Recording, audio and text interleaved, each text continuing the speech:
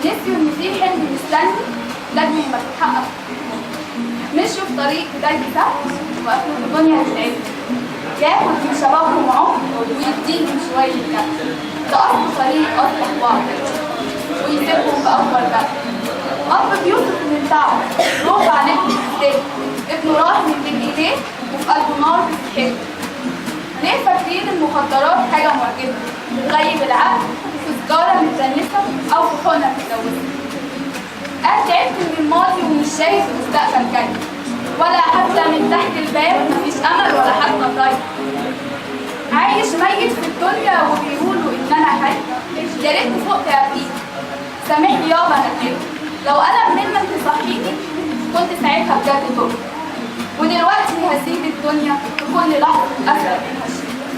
نهاية كل مدمن فيهم حياته بتبقى أرض فول، مش عارف إن الطريق الضلمة ممكن يبقى أهله، والمر مهما زاد في حياتكم